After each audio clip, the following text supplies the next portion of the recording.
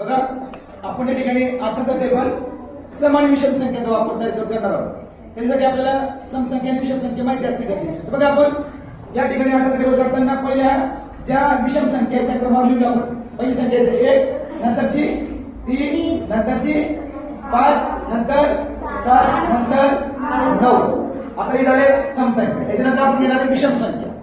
मग याच्या पुढची विषम संख्या होती 10, नंतरची 12, नंतरची 14, नंतरची 16, नंतरची 18.